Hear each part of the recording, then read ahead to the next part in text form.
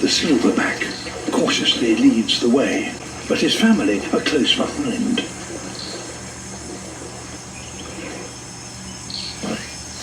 Here we have ourselves a young Barnhart in its natural habitat, doing absolutely nothing, wasting its time, watching television, and not learning anything. Hello?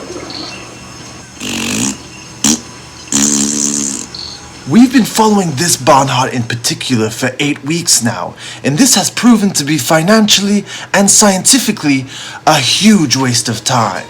The Barnhart's diet consists predominantly of carbohydrates, usually in the form of pasta, rice. This Barnhart in particular seems to be quite fond of junk food.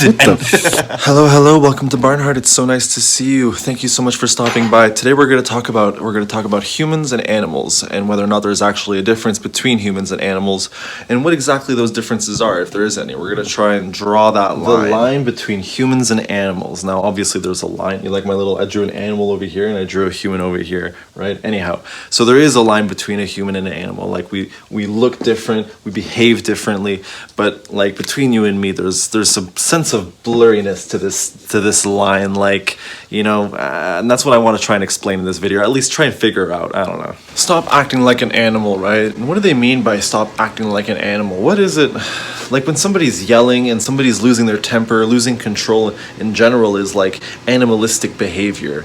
Humans, we are in control. We have a mind, we think, and we can react specifically to things. We don't have to react according to our emotions and all that animalistic stuff. There's nothing wrong with emotion. It's just, I find sometimes, especially when you're a child, like they kind of overwhelm you. You know, you're yelling or you're laughing or you're screaming just in general, you know, you're hyper. And I find, you know, like when you're an adult, you're supposed to be more in control. And adults are more humans than children, right?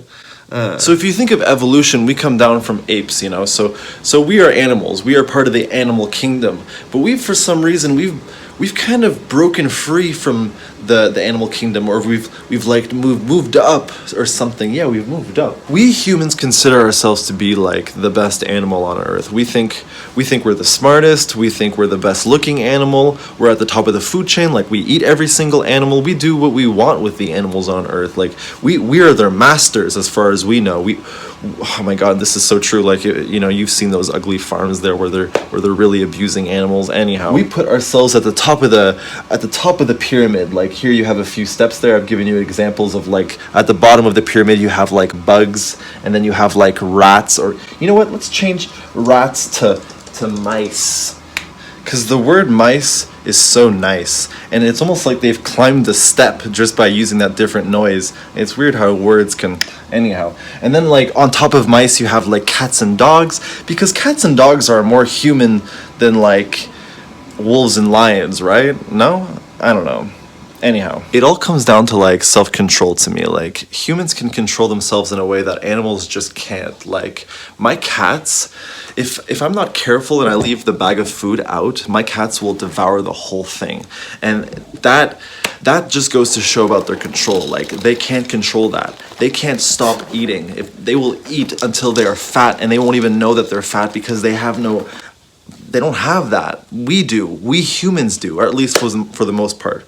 Because there have been times where I have eaten more than I should, and I know that I'm eating more, but I don't have that self-control. And in that way, when I overeat, I feel like an animal. I feel like an animal that's just lost control, and it's just like, feed me. Oh my God. Anyhow, being born in a human body is like half the battle, because it's not only about the body, but it's also about how you behave, you know? I wonder if there's like a step above humans. Like maybe that's what Jesus was. Some of these shots are just crazy, man. They must work hard. Or maybe it just keeps going on and on and on. Maybe the difference between animals and humans is that humans decide their own nature, or at least in part. This old Greek guy once told me that humans are souls trapped in bodies, and our bodies are like horses that we need to learn how to ride. We have to tame these wild animals that we live inside, and that's essentially the struggle of being a human. It's a soul trying to ride an animal. What?